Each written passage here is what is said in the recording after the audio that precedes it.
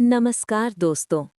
आज जो मैं आपके लिए कहानी लाया हूँ, मैं बहुत ही डरावनी, भयावह और एक नई सीख देने वाली है। आप लोग सोच रहे होंगे, ऐसा क्या है इस कहानी में? एक बार इस कहानी को पूरा जरूर सुने। आपको सुनते ही पता चल जाएगा कि इस कहानी में क्या अनोखा है और क्या डरावना है। ये सिर्फ डरावना ही नहीं, बल्कि हमको सचेत करने वाला है। आइए, हम कहानी पर आते हैं। ये कहानी है एक ऐसी लड़की की जिसकी दुनिया उसके घर की चार दीवारी और अपनों की सेवा तक ही सीमित थी। वो सहमी सी, दूसरों का भला सोचने वाली और बेहद साधारण थी।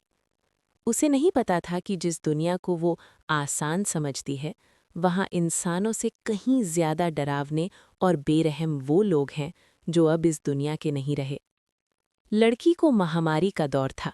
सड़कों पर सन्नाटा पसरा था। स्कूल से लौटते वक्त वो अपनी सहेलियों के साथ कब्रिस्तान के पास रुकी। दोपहर के ठीक 12 बज रहे थे, वो वक्त जब साया भी साथ छोड़ देता है।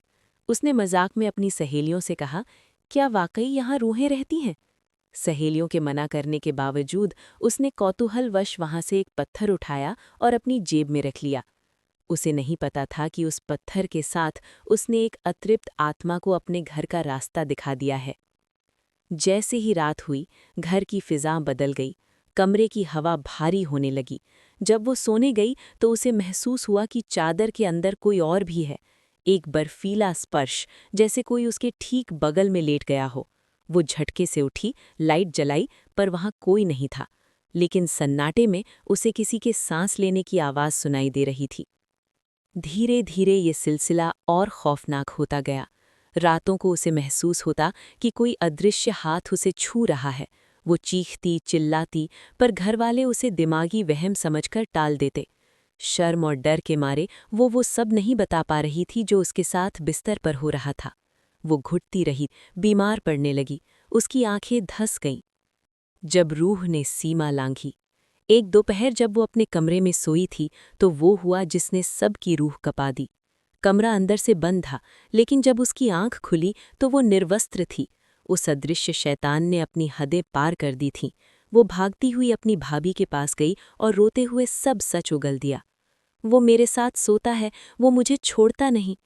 जब परिवार उसे एक तांत्रिक के पास ले गया तो बाबा की आंखें फटी रह गईं। तांत्रिक ने चिल्लाकर कहा, तुम अकेली नहीं आई हो, वो कब्रिस्तान का मुर्दा तुम्हारे पीछे खड़ा है। जिस दिन तुमने वो पत्थर उठाया, तुमने उसे न्योता दे दिया। तांत्रिक ने तावीज़ दिए, मंत्र बताए और उस पत्थर को वापस फेंकने को कहा, लेकिन वो रूह इतनी आसानी से जाने वाली नहीं थी। अब वो उसके सपनों में आकर दहाड़ने लगा, मैं कहीं नहीं जाऊंगा। अगर मुझे निकालने की कोशिश की तो मैं वो करूंगा जो तुमने सोचा भी नहीं होगा। अंत में कठिन तांत्रिक क्रियाओं और मंगलवार के कठोर व्रतों के बाद वो साया तो चला गया, लेकिन वो लड़की हमेशा के लिए बदल गई। जिस समाज और परिवार के लिए उसने अपना जीवन जिया, वही लोग अब उसे अपवित्र और अशुभ समझकर नफरत भरी नज़रों से देखने लगे। आत्मा चली गई, पर अपने पीछे छोड़ गई एक टूटी हुई जिंदगी। क्या आपने कभी महसूस किया है कि कोई आपको अंधेरे में ताक रहा है? क्या कभी आपके कमरे का तापमान अचानक गिर गया है?